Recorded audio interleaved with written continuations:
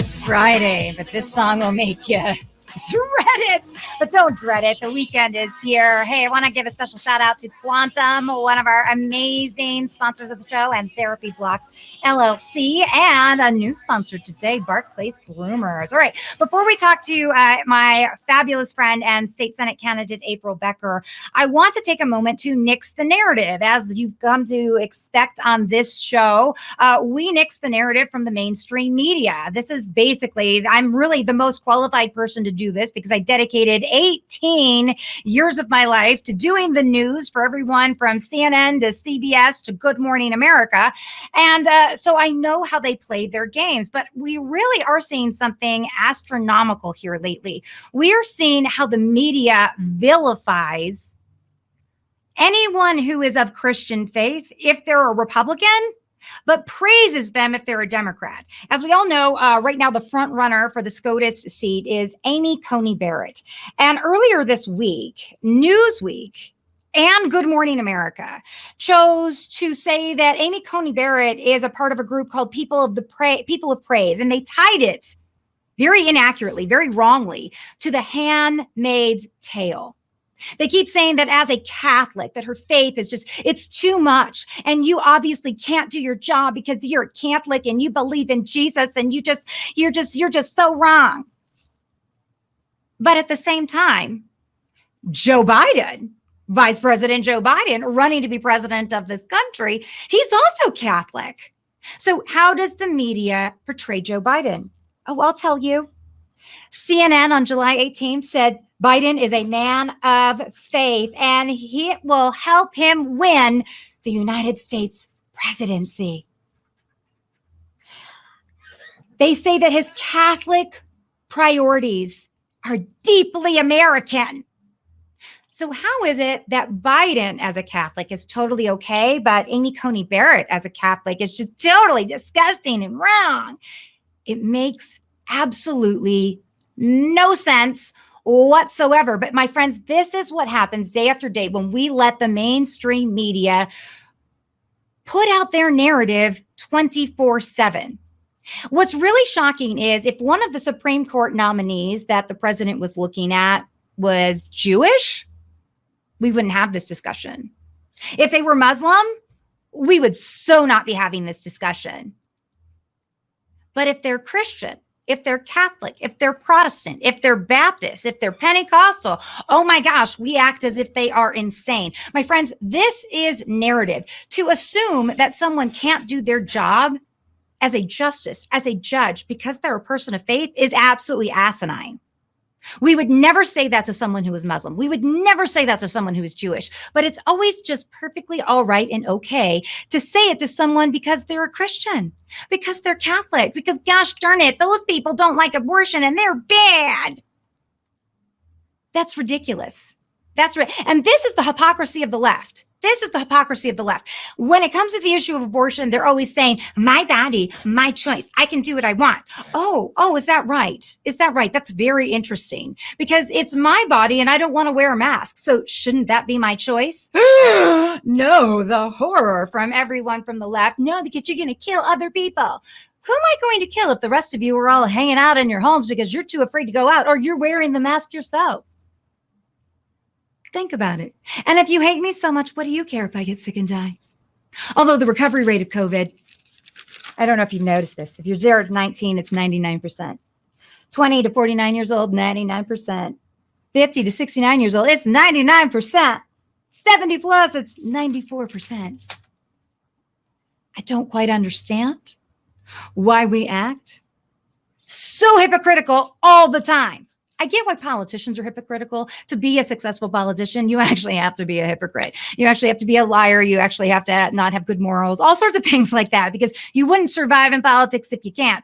But I don't get why the news is so hypocritical, because it used to be a noble profession. It's why I got into it. And today, Today, it just isn't so good. All right, we're going to be talking to April Becker here in a minute. It looks like she's having a little bit of trouble. She's trying to get some issues going there. So she is working on it. So I'm letting Spencer know that. April, we can call you. We can call you if you like. So that way we can get on with April Becker, because April Becker is definitely one of the good ones. In fact, I want to tell you a little bit about why I so actively support her entirely, and why I say this is the most important race in the state of Nevada right now. She is running against a woman named Nicole Cannizzaro. Nicole Cannizzaro only won her seat back in 2016, I believe.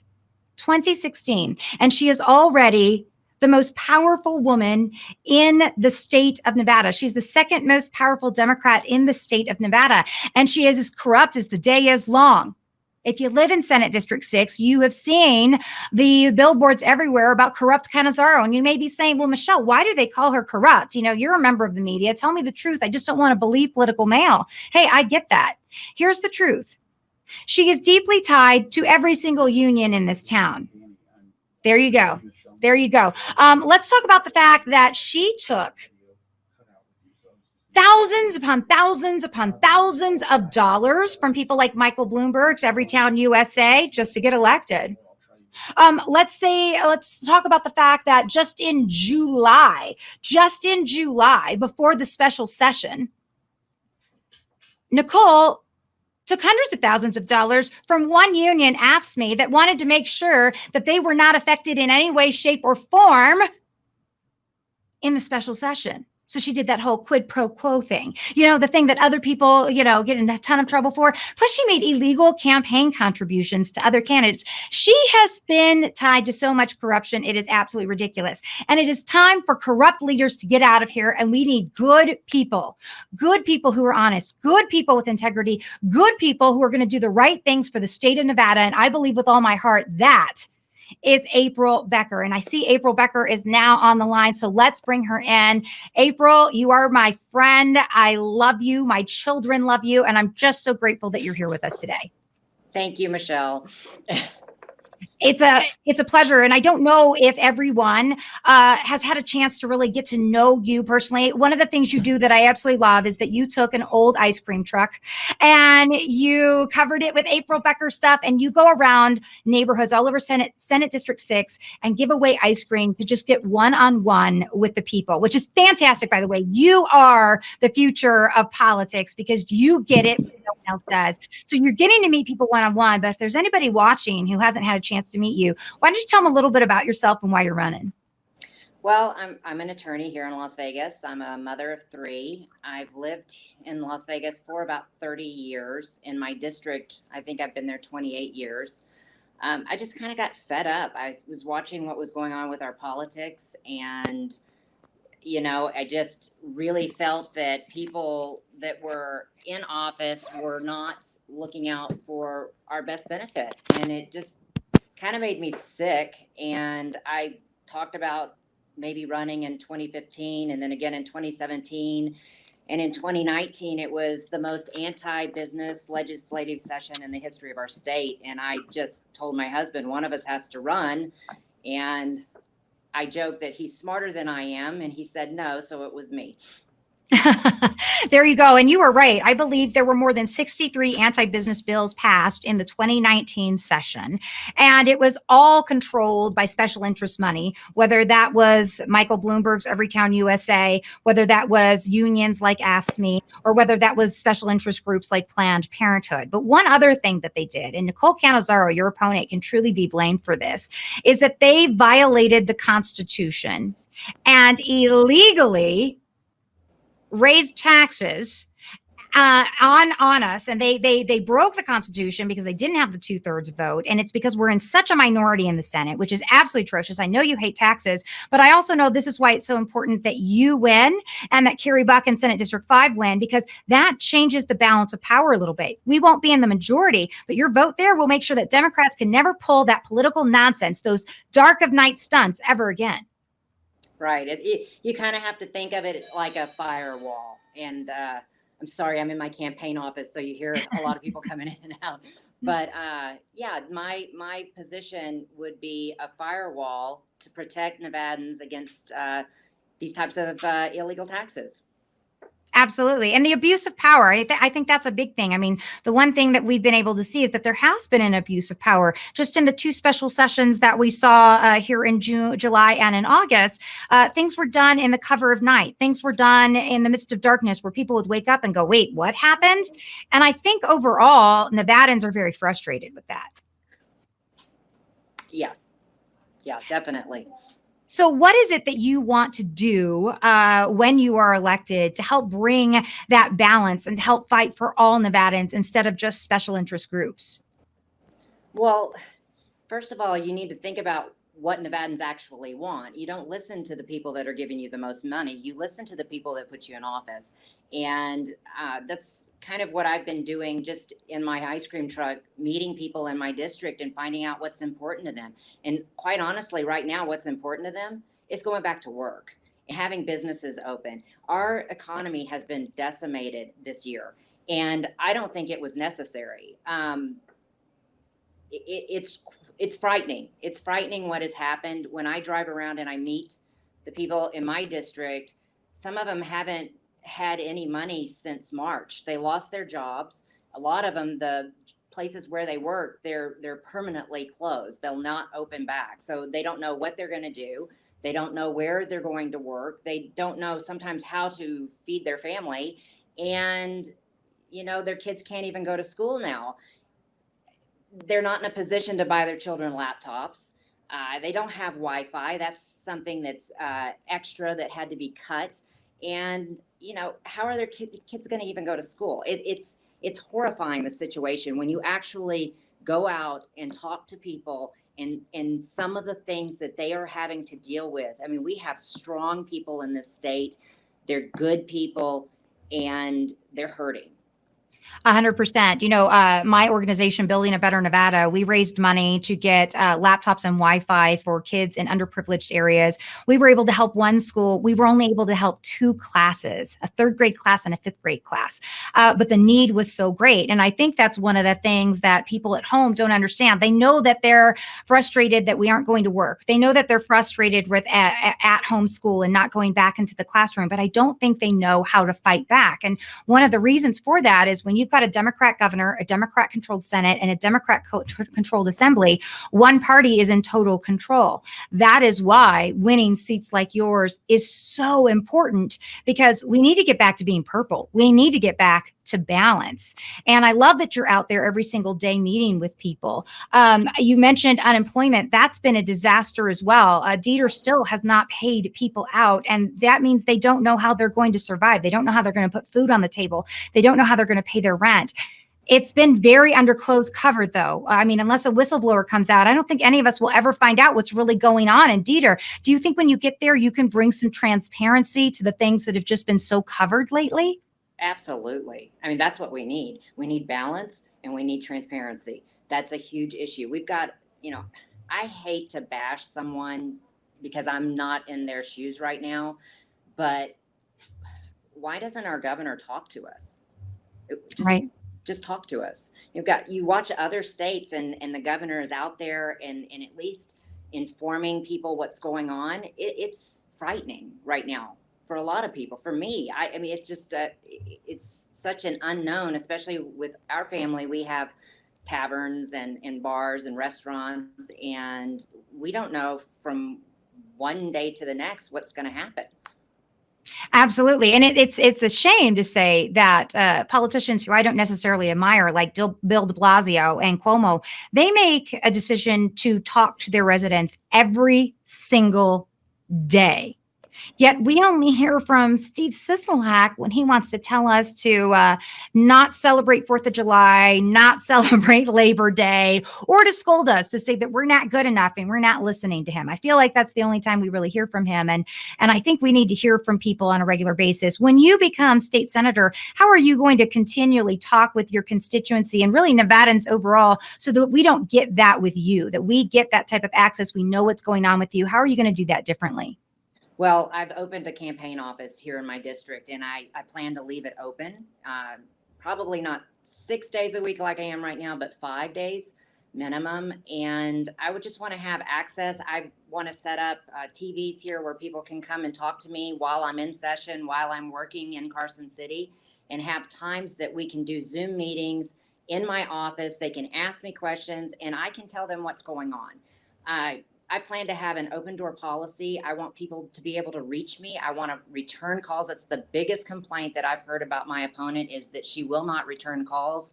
And that's even from people who have donated a lot of money to her, but definitely from your everyday citizen that put her in office, they certainly aren't getting calls back. Um, you know, this position, it's a public servant. You're there to serve. You're not better than the people that you represent. You're their employee, and I don't think that that's happening right now. I don't think the position's being treated that way. That's the most important thing that I plan to do, is to be accessible. And you know what? You would be really one of the first politicians to ever do that here in this state. And so I applaud you and I commend you for doing that, because I think access is what people are hungry for. You might not always be able to give them the answer that they want. You might not always have the answer right there on demand, but just being heard means so much to so many people, because it feels like more and more that we just, not only are we a silent majority, but we're a majority that nobody, even when we get an opportunity to speak, will even listen to us. So I commend you for that. Now, there's people who are watching right now who say, all right, this lady is great. I don't even live in Senate District 6, but I've got to help her. How do we get this woman elected? And I encourage, I know we've got people watching all over the country. We've got people watching all over the state right now. This race is important. So April, tell us how we can help. And everybody who's listening, please do so. My website is voteaprilbecker.com, and social media, I'm the one that's answering. If you want, DM me, instant message. Also, I'm going to go ahead and just give you my personal email at my office. It's April@aprilbeckerlaw.com. And if for some reason that you don't hear back from me on my website, you can always reach out to me at my office, April@aprilbeckerlaw.com.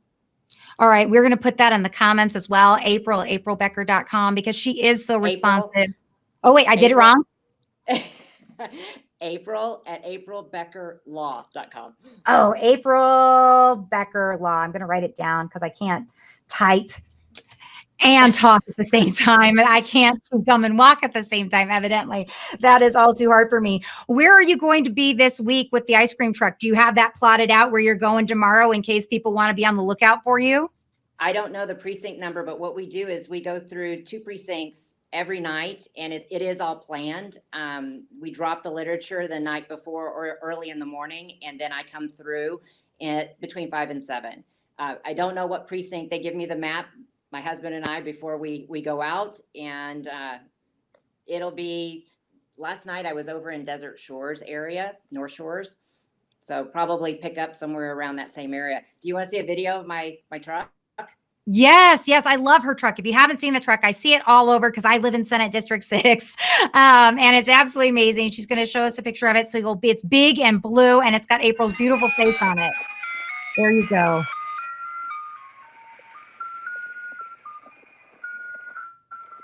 And I love that you play It's a Small World as you drive, April. That is amazing. And I love that your husband goes with you too. It's been so fun. Yes, I see your videos on Instagram all the time. You guys do this together. And I love that because you can really tell that you two are in this together. State night. It's date night for you. Well, and I hope that after November 3rd, you have many more exciting date nights than just driving around in an ice cream truck. Let me ask you about that real quick too. Early voting begins October 17th. What are you encouraging people to do? Are you encouraging them to vote in person, to do it by mail, to do it early? What's the thing that you're pushing? The most important thing is just to vote and follow. If you vote by mail or you drop it off in person, make sure you follow it. And you can find those links on my social media to follow your ballot, because you can do that and you can make sure that it was counted. If you want to go in person, that's your choice. We're adults. I plan to go in person, but if you're uncomfortable doing that, that's also your choice. And I want to believe that the mail is reliable. I want to, but just in case, you can always check and follow your ballot, and that's the best thing to do. As a lawyer, do you anticipate that not just in Nevada, but maybe even nationwide, that this election is going to be probably a litigious one? Would you agree with that? Disagree with that? No idea. Oh, there'll be issues.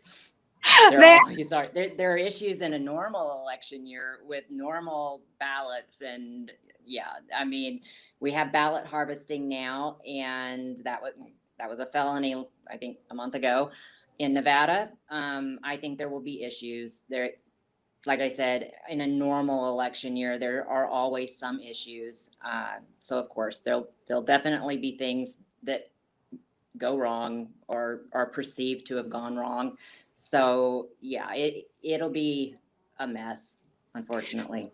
I think so too. I fear that we won't have results really for a lot of races up to Thanksgiving, maybe the presidential race into December. And I hate that as a former candidate, as a news junkie and an election night fiend. I just hate to see what's happening to our process and the way that politics has really destroyed it. And I hope Senate Republicans, once you're elected, can do what you can to reverse some of the nonsense that was just passed in this special session. Thank you. All right, April, love you so much. Thank you for joining. VoteAprilBecker.com is the website, correct? Yes. Awesome. We've got to support this lady. Donate if you can. It makes all the difference in the world. April, it is just such an honor to have you on. Thank you for being a great friend, and thank you for being an amazing candidate who's going to transform Nevada. Smoke Ranch in Buffalo is my office. Swing by if you're in the area.